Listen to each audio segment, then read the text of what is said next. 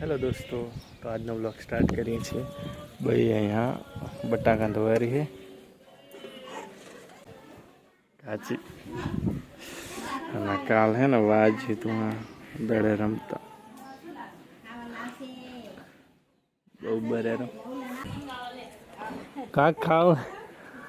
અરે રીતિ આડો કરારી બટા ડોંગરી સમરાવ.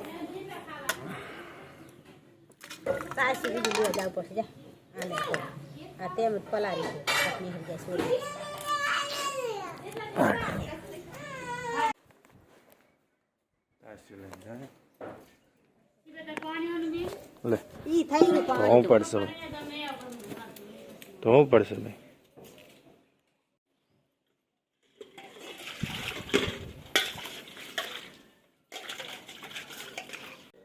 પપ્પા અહીં રસોડામાં ખમણ બનાવી રહ્યા હતા. આ એક ડીશ કાઢી બહાર, એ ખૂબ ગરમ હતી તો કાબો લીધો અને બહાર કાઢી.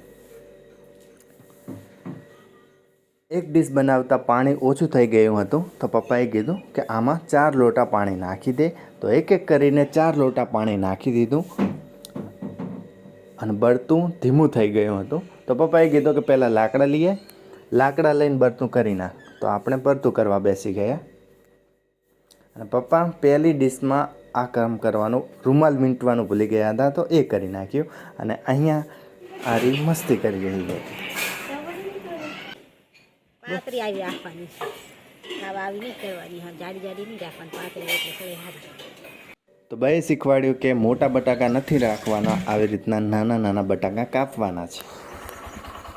હું જવરો છું પાણાને લેવા માટે, સૌર્ય પાણાને.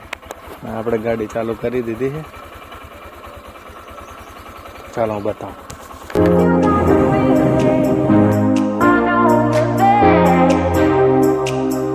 હા પાણા મારા આવેલો છલ્યા શું કરેલા છે.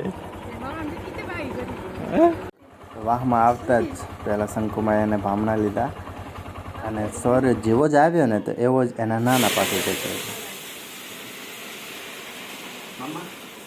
જાંબુ પડી ગયું તો એની નજર ત્યાં જ જતી રહી, જાંબુ ઉપર જ.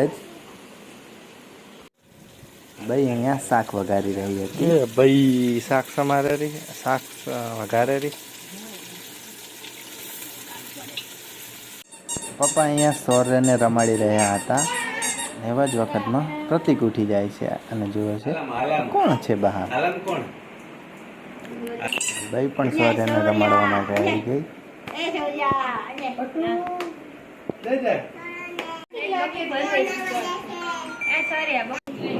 અહીંયા રીતિ ગાડી લઈને આવી તો સૌર્યને થયું કે મારે પણ ગાડીમાં બેસવું છે. તો પપ્પાએ પણ એને ગાડીમાં બેસાડ્યો.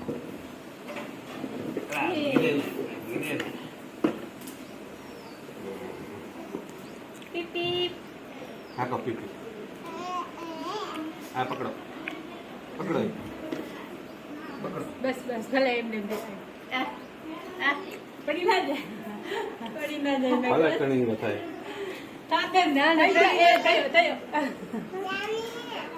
થોડું ખમણ બનાવ્યું હતું ને તેમાં વઘાર રેડારા છે. બુદ્ધિની મમ્મી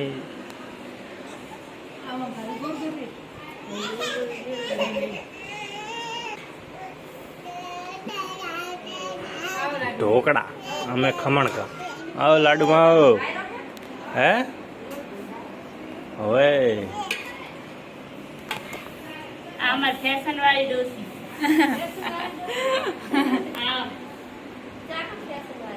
તમે મોટી દાદી આયા છે.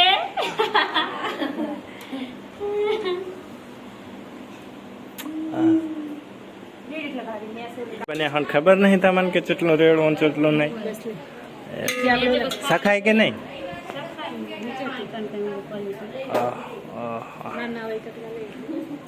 નાનો કટકો હે કે નહીં. હારો હારો હારો ગરમ ગરમ હે. વાહ બાબા.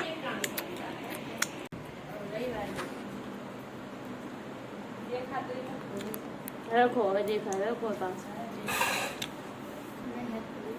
બસ ને હવે રેડું હતું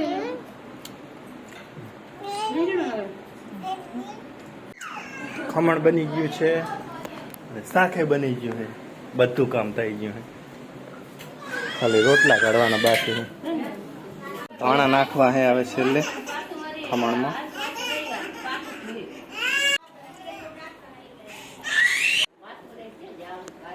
જ્યારે ઘરે મહેમાન આવે અને જાય એના પછી અમે બધા બેઠા, સૌર્ય, પ્રતિક, પપ્પા, દિનો કાકો, શંકુમાં, પહોંચીમાં, બધા શાંતિથી અહીંયા બેઠા હતા.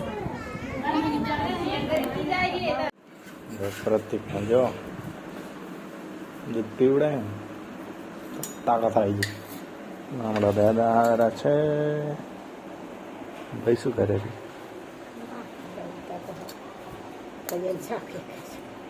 દાદાને ફરીને રાજી થઈ ગયો. પપ્પા રીધિને પૂછી રહ્યા હે કે તું શું દહીં ખાઈ રહી છે? પપ્પા અહીંયા વાળું કરવા બેસી ગયા હતા અને એમની બાજુમાં માખણ પડ્યું હતું.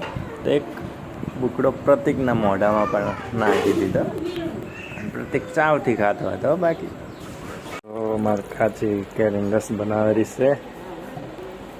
આરી ખાંડ ચાલુ કરી કા પીની જ નહીં પીડાય.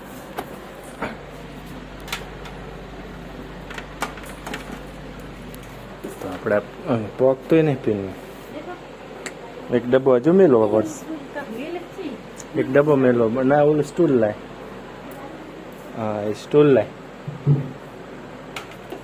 અને પેલું મેલ.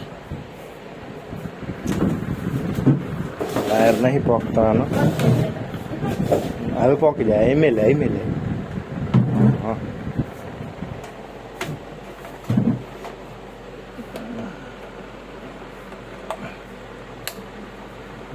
અરે કેરી ખાંડ નાખી દીધી, પાણી નાખી દીધું અને હવે હલાવવાનું હે ખાલી મિક્સર.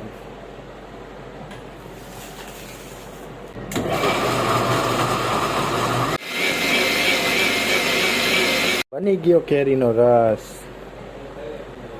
લો કાઢ.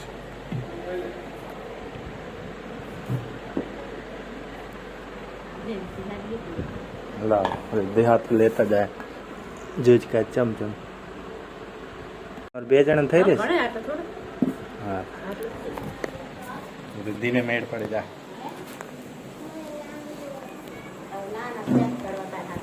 લો રિદ્ધિબેન કેરીનો રસ. ચાલો હવે વાળું કરી લઈએ. છાસ લાય. ઠંડુ પાણી લેવા જઈ. ઠંડુ પાણી ચનું બનાવી શાક. ચનું બનાય ગવારની ફરીનું શાક છે. सांस लेना चाहिए. देखो દીધીએ તો કેરી રસ નહીં કાઢો, આપણે ખાવાનો મેળ આવી જાય. તો હવે ભાઈ આવી જઈએ જમવા માટે. અવસેલ બધાને ખવડાવી દે પછી ખાય.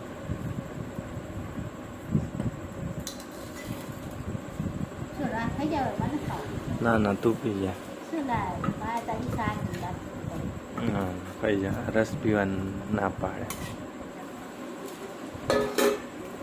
ખાઈ જા તાર હાથ જ રહેશે.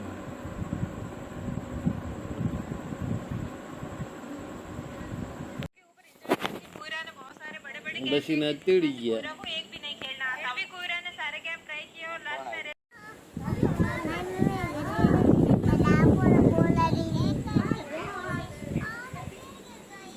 મને બોલાવા આવીએ ક્યારે ઢાબા ઉપર હોવા માટે.